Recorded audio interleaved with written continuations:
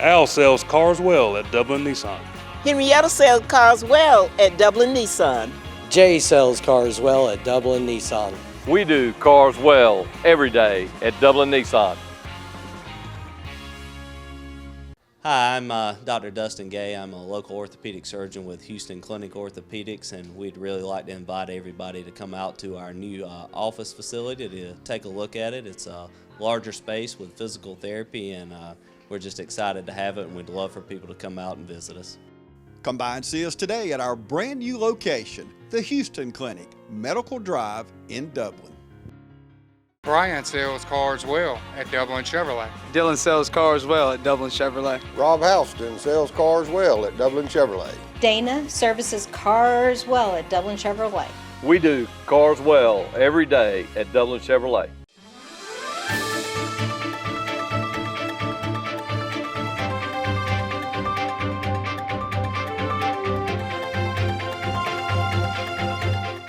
Welcome everybody. I'm glad to have with me today Erica Stokes. I can say we're dear friends and have known each other for a year and a half. Yeah. Maybe 2 years. It has. It's working on it. Time flies. But Erica's in community relations with the Community Service Board of Middle Georgia. That's just one hat.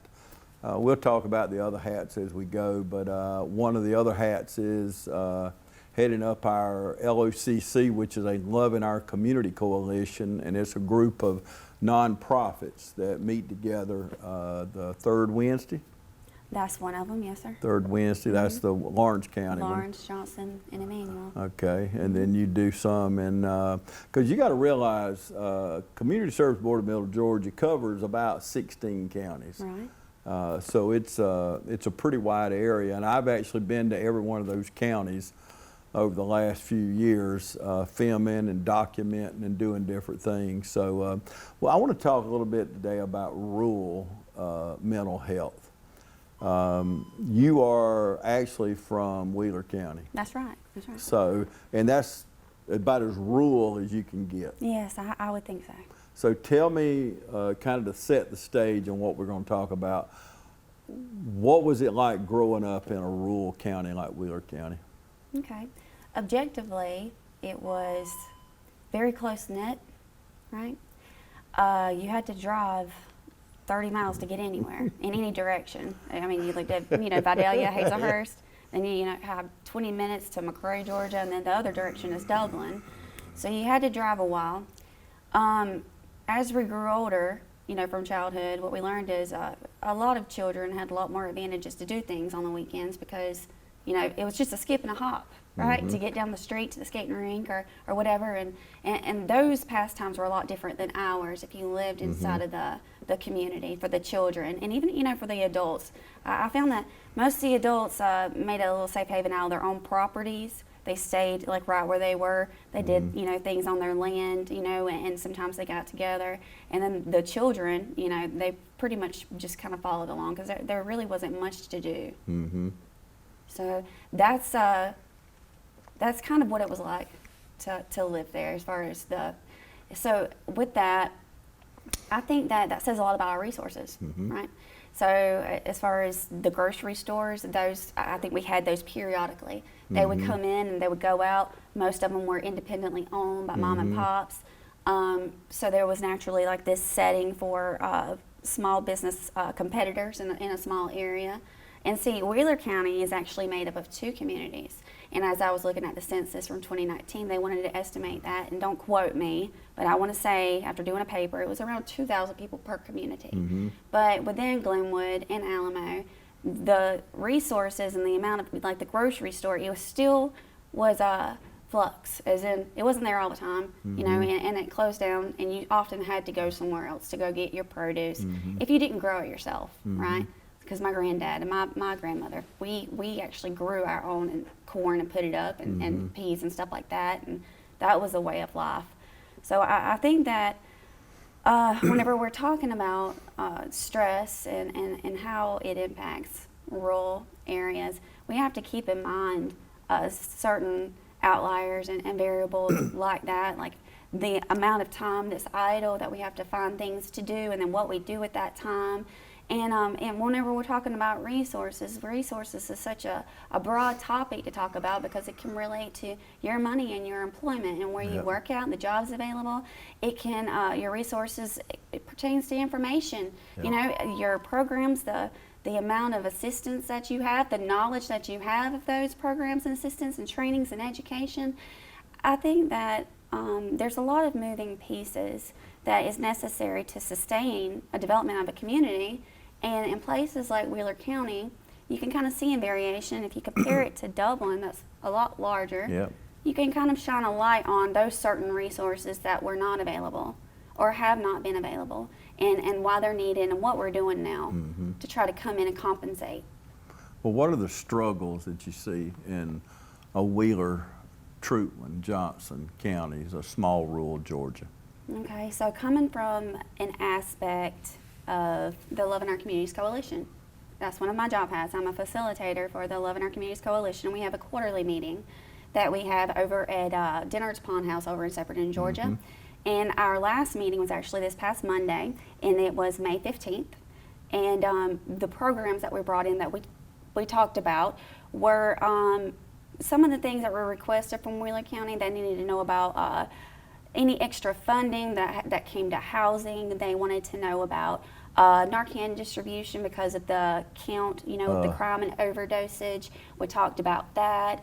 And what we really wanted to highlight as well, that we, and I say we as in our agency, whenever we helped construct this itinerary, this plan for our meeting, we actually brought in a speaker that was a farmer who had an opinion and an objective about stress and how it impacts him because it is such a farming and ag culture over there. And what I mean by culture there is just the things around us that form the way that we behave and the way that we influence each other.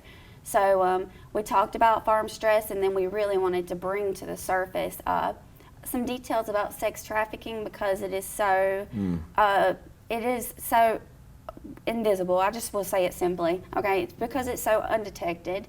You know, what we want to do is we want to educate. So that's another aspect. There's a thirst, there's a want to become enlightened or become educated, if not for particularly certain subjects. But what I've learned is from my community partners in areas like that is that there is a need to create change. Because I think that, it's my opinion, people in rural communities notice a trend after a while. And whenever there is a trend after a certain decade or so, and then we start implementing different development plans, I think that when people don't exactly know what it is we need to hit on, we're willing to get a distribution of all kinds of information, anything to initiate change. Then change can come from learning things that we did not know about mental health, about access to resources, or change can even come from just like the amount of support, the safety, the pillar of security that we have in order to comfort us, in order to make those changes, because change to a small environment, like a small set community that is not used to being open to the outside or even open to even diversity, culture diversity. I said that 3 times. But I mean, that's hard. And to be able to offer that peer support and the knowledge and know that in the event of something happening, this is where you can go to. You know, I'm kind of going down a rabbit hole, but if we come back to it, the resources that is needed is the willingness to become educated, to create change, and then know that we're supported in that. You got to be willing to talk about it. Yes, stigma is another one we need to talk about. You really got to talk about it. I want to come back. We got to take a break, but we want to talk a little more on that stigma and sex trafficking that Erica touched on, and it's so prevalent now in the state of Georgia, in the Southeast especially, and it's a lot easier for those traffickers now because of social network. Y'all stay with us. We'll be back right after this. Georgia Military College is a 2-year associate's degree granting institution. We are an open admissions college. What that means is all you need to do is have a high school diploma or a GED to get accepted into GMC. We offer several associate's degree programs, including business administration, pre-nursing, psychology, criminal justice, as well as education.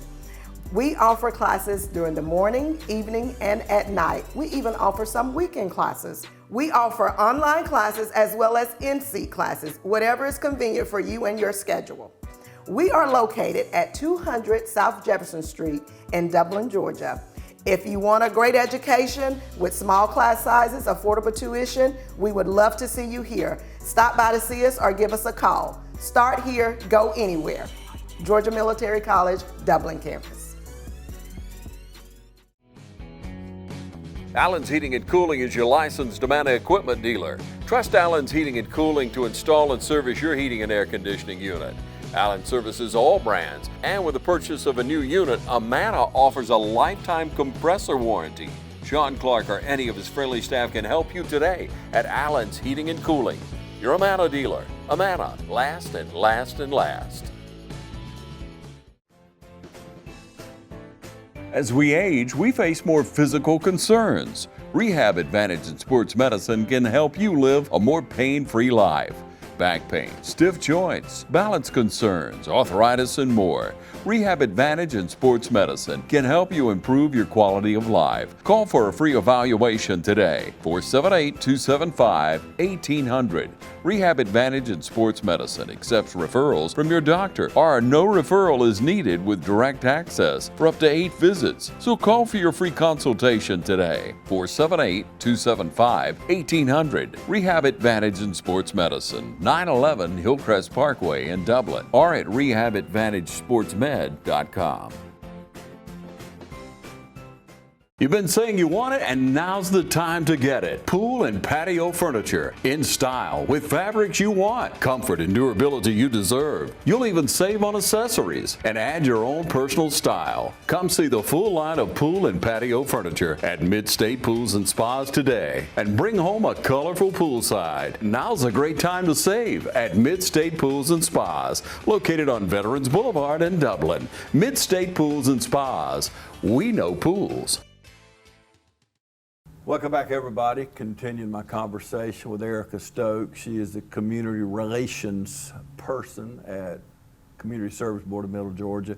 And we've been talking a little bit about rural mental health issues.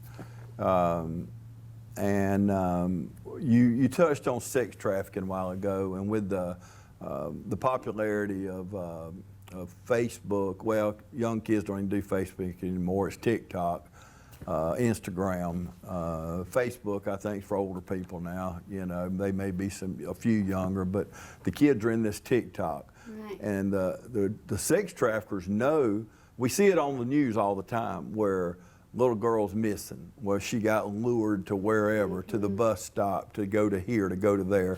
So they don't even have to go get you no more. They just make you come to them by showing you this picture, this good-looking girl or good-looking guy, which ain't even close to who the person you're talking to there. So sex trafficking, Metro Atlanta, it is totally out of hand. Mm-hmm. And now, like anything, the big city problems bleed right on over to the smaller rural communities in Georgia. That's right. So gangs and sex trafficking.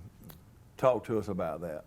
All right, well, if we want to talk about gangs and sex trafficking in relation to rural communities, I think that it's important to know that in a place where let me articulate my words, in a place where we might not know where to begin, or we might not have the information, the most important thing is to educate, right? So what we do know is that children want to fit in, okay? And that's not just children, it's everyone. We all strive. We have a sense, we want to belong. That's right. Everybody wants to belong to something. So we're more susceptible. We're more prone to go and follow something like that we see, or be provoked into going into a place that we are unsure of going to, because commonly it's what the people around us are doing.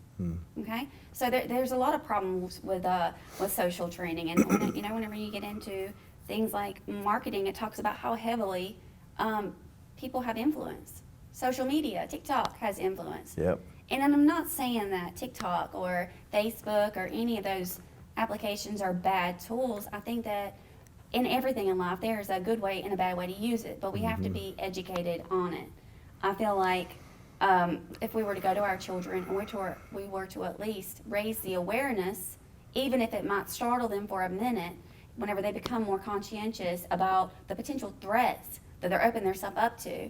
And even as adults, when we openly talk about it, whenever we make this culture part of our language because it's happening today, and we don't try to shield our children, I think that they will be more able to be aware of their surroundings, and that escalates a culture of prevention, right?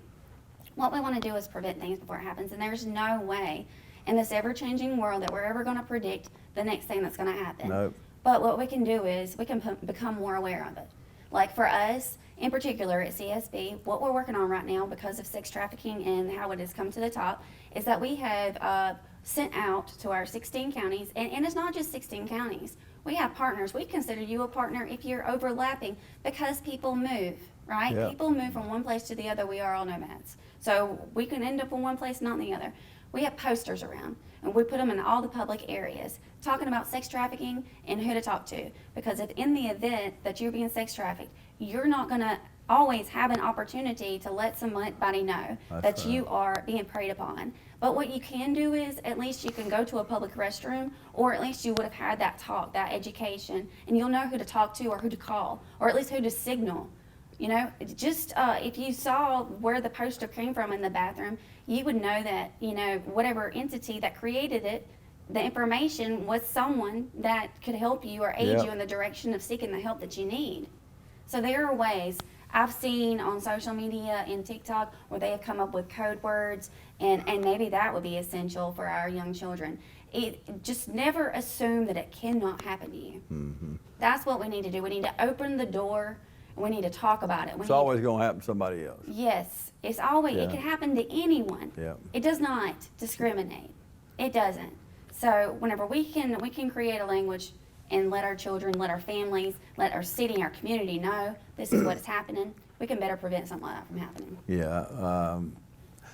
I think of a young girl, young boy going in a public restroom at a convenience store and seeing that and know how to signal the lady that's checking them out. Yes. You know, something to try to bring attention to yourself to get help. That's right. Because there's always somebody right around the corner who wants to help.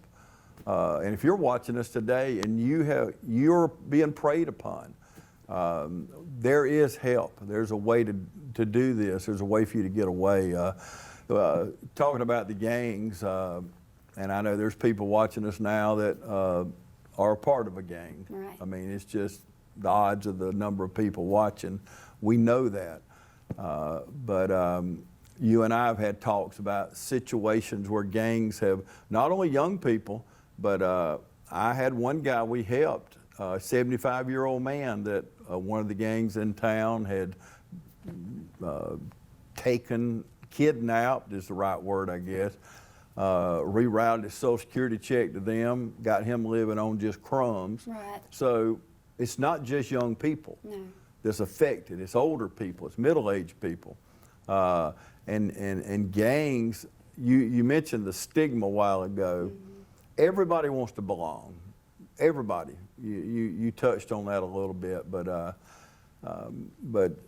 what are we going to do for the people that they want to belong and mama or dad is absent? Where do we go? Now we're sitting here at the SOAR Clubhouse. This is a great tool right here, and I see a lot of kids here that could be lost. Right. But they've got a place to go. All right. Got a place to belong, people to help. So talk a little bit about the stigmas of getting help for mental health. Okay. All right. Well, this is a big job, but it's actually someone that every individual that is watching this broadcast can do today. Personally, I'm a person that is a lifelong learner, which means I'm always open to things because I know that things are always changing, and in order to keep up, you've got to keep yourself educated. So whenever it comes to our youth, I think it's our responsibility to, be a part of supportive atmospheres, to create that positive culture so that they don't fall victim to wanting to become part of a gang or to engage in power struggles. It's really our job, not only as adults, but as community members. You know, there's member of churches, there's organizations, there's a coalition that happens once a quarter. There's opportunities that we each can come in and be that support pillar for the people within our community so that they can at least have someone to talk to, and that we can eliminate some of the lack of education or either some of the things that we don't know or misconceptions about what it means to have a mental health diagnosis, or, you know, to have low self-worth issues, or to become involved in the power struggle, to not even know if you're involved in a power struggle. What it is that we all need to do, or what I would suggest, it's always useful to assume that what it is we know is that we don't know. And that's the best way to go into anything, James. Be a lifelong learner, and the more that we teach our children to always be open to new communication and to know knowledge. Listen, science is changing every single day. They're coming up with, that's why they stat science. That's why they do experiments. It's not so we can know everything, it's so we can draw a comparison. That's the reason why we have history. What we're doing is we're drawing comparisons, we're logging it right now so that we can make changes. People, they're scientists, it doesn't matter. Everybody knows that we're always going to be changing, and what we all look for is a point of reference. We're evolving. And exponentially, artificial intelligence. You know, so we want to let our children know that it's okay to be open, and then we need to, as adults, promote and advocate for that supportive atmosphere. And if we're not part of one, then get involved into some. You know, I've got people that are not necessarily community members or community partners is what I want to say, because we have inside of our coalitions, you know, governmental agencies, law enforcement, pastors as faith-based, like you, James, with your nonprofit, the homeless shelters. It's such a wide range of community members, but any community member can be part of the coalition. And if you don't have access to one, you know, I recommend, you know, getting involved in your church, getting involved to a network. And if yours isn't, you know, fulfilling that need, then we can drive a little way, or I'm sure, like us, we come to you. That's what we do often. That's right. We've come to many meetings, you know, in Wheeler County or Telfair, or we come to you. There are people who do care. So those are the people we need to hang on to. Yeah, and we will. I know I've spoke to the group at in Swainsboro, Emmanuel County. I've spoke to that LOCC before, and I know it's a good group of people that want to make changes in their community, and they're trying to solve problems, and none of us have all the answers, but when you're seated at the table with a diverse group of people, I tell people, a lot of people don't want to be engaged in it, but there's nothing you can say that's dumb, because I have seen the weirdest comment trigger somebody else, and before you know it, this whole conversation has been wrapped up in a little bow and come up with the best idea you ever heard, all because somebody triggering another thought. So everybody's important. It don't matter whether you're the hospital administrator or you work at the sanitation department or whatever you do. Everybody can help. Everybody can be a part of the solution. And that's a lot better than being a part of the problem, I can tell you that. So we're going to take another break and come back and wrap things up. Stay with us. MedFirst is committed to service and quality care. Located on Hillcrest Parkway near Fairview Park Hospital, we're built on the philosophy of continually providing new and effective services to meet the healthcare needs of the communities we serve. We have a complete inventory of all the latest in-home medical equipment and appliances. Also, the latest technology in seat lift chairs is displayed in one of the largest medical showrooms anywhere. MedFirst has become a leader in sleep therapy services in the Middle Georgia area, as well as home respiratory services. We have staff on call to help you at any time, day or night. So call us today at 478-274-1900 or come by and see us at 1204 Hillcrest Parkway. Hi, I'm Erin Melvin. I'm with Companion Care of Georgia. If you find yourself in the need for private home care, we can help.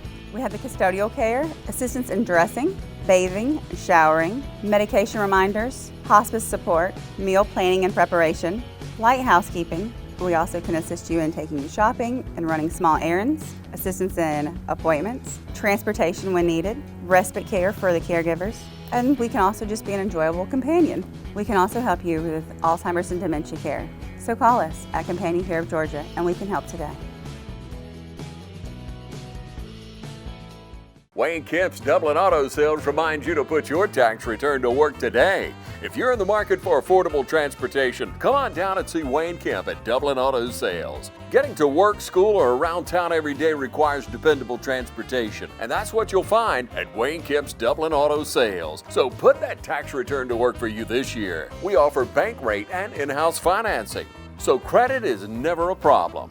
Come in today and see TJ, Trey, Alan, Britt, or any of the friendly staff at Wayne Kemp's Dublin Auto Sales, where good deals and good people meet. Call 478-275-2010, log on to DublinAutoSalesGA.com, or stop by and see us at 606 East Jackson Street in Dublin. That's Wayne Kemp's Dublin Auto Sales. Welcome back, everybody. Going to wrap things up. I'm continuing to talk with Erica Stokes with the Community Service Board of Middle Georgia. You know, we're talking about the stigmas and the problems that we have in the rural community, not only with mental health, even though we are focused on that during this show, but in a lot of ways. But you know, Erica, I find this at church, at schools, at wherever you go. Something about mankind, we're very territorial. Right. You know, you see cliques at church or you see cliques at school, and only these kind of kids hang around over here and these kids hang around over there. And I was talking to my granddaughter recently. She just turned 13, and she's a little girl going through all these changes and things, you know. And it's a tough time of life, I think, but I was talking to her about school and about bullying and things like that, and of course she has been bullied, but you know, it's amazing. Instead of, her best friend wanted to lash out and go head to head with them, and Emily did not want to do that. She's a Christian, and she didn't think that was the right way to do it. Well, she countered it with love. Right. And fast forward 3 or 4 months, she said, Papa, now them girls are some of my best friends. That's good. You know, we must counter with love. Love can just throw out the darkness. You know, we got to be the light instead of the darkness. You know, we got to be the salt that we can make the changes. And you do that by loving each other and finding common ground. That is especially right. And whether it's me or you that love each other and know each other, if we talk for an hour, there's something we disagree on. So what? And anybody out there, one of my best friends ever had, we disagreed on over half the stuff we talked about. And I think that's why I loved him so much, because you can be honest and not have to hide who you really are. Right. So am I right or wrong on this as far as the cliques and the territorial stuff? And we see it, the smaller the community, I believe, the more territorial we get. True or not true? I believe it is true. I mean, I've seen it firsthand in communities and dealing, being part of our agency. You know, there are certain places that have been harder to reach than others because people are very protective. And I think that in rural communities that we become protected because of maybe a chain of events that have happened before, whether it be something that was taught or carried down. You never know if someone was, I don't know, a grandparent or a grandchild of someone that was part of the Depression, and we had to, it was a scarcity of resources. Yeah. You know, and today, I mean, that's why we have some of the problems with competitors, it's so hard for small businesses, you know, because each of us think that we have to protect ourselves in order to keep what it is that's ours. We're afraid to lose it. But I mean, that really doesn't have to take place.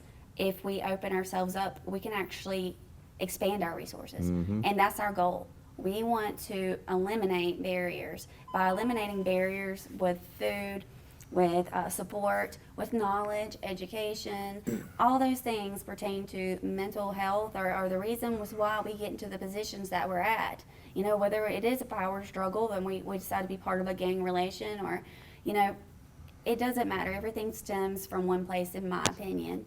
And what we want to do is eliminate those barriers and open the threshold. Mm-hmm. You know, let the dam break. That's what we want to do. And like I was, if we can just eliminate the insecurity, the defensiveness, or if we could even, you know, just the lack of knowledge. Mm-hmm. What we want to do is enlighten. And if we can enlighten, I know it won't be a drastic turnaround, but within time, I do believe we'll see changes. It's not a cure-all. No. And there's no magic pill or portion, or there's just not one. But we can help each other. We can go further together than divided. Right. You know, divided, everybody's gonna hurt. Everybody's gonna suffer. You may have your own little marbles over there in the corner, but that's all the marbles you got, where if you would open up your area of influence. Zig Ziglar has wrote a lot of books, and I've read many of them, but he had a chapter in one of his books that said, it was called the 250 rule. He says everybody in life has at least 250 people in their area of influence. That might not mean you know 250, but you know 10 people really good, or go to church with 50 people, and you have influence there, and then they go out, right, and it keeps going and keeps going. I just read recently that in your lifetime, you influence 10,000 people in your lifetime by that same scenario that I just mentioned. So what do you want to do? Do you want to be the person that somebody runs into at the store and they're trying to ignore you, don't want to run into you because you're that kind of person that's always got something bad to say, negative? Or do you want to be that person who people feel better when you leave? I think you want to be the latter. And no matter what your situation is, I don't care if you live in Soperton or Wrightsville or Dublin or East Dublin, whatever, you know, we can go so much further together, loving each other and finding the good in each other, and get off all these national news that seek to divide us amongst race and gender and socio platforms, all these things. They're making millions, dividing us and make us hate each other. That's true. That is true. And that's where a lot of our problems come from. If everybody today would just don't turn TV 35 off. We don't even air stuff like that anyway, but turn off some of that national news. You know, get you a little bit, but move on from that. But well, I appreciate you coming in and talking with me today. I'm glad I kept you longer than I told you, didn't I? That's okay. I always enjoy it. Absolutely. Well, thank you for joining us today. I want to thank Community Service Board of Middle Georgia. There's numbers that have been on the screen while we talked so that you can call, you can get help. And if you're sitting there now, there's a number on the screen right this minute. You write that number down, and there's somebody waiting to help you. I can guarantee you that. So thank you for joining us today right here on TV 35.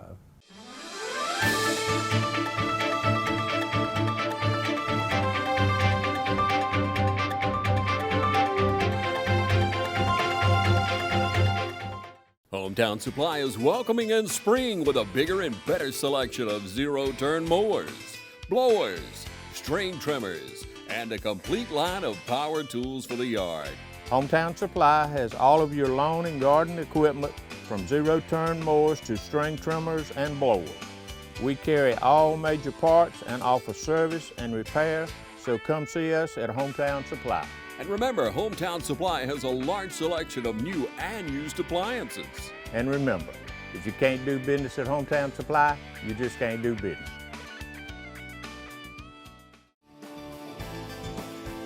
North, south, east, or west, Friendly Gus is on your way today. Fuel up with Friendly Gus's delicious breakfast, made fresh every day. Your wallet and your belly will thank you.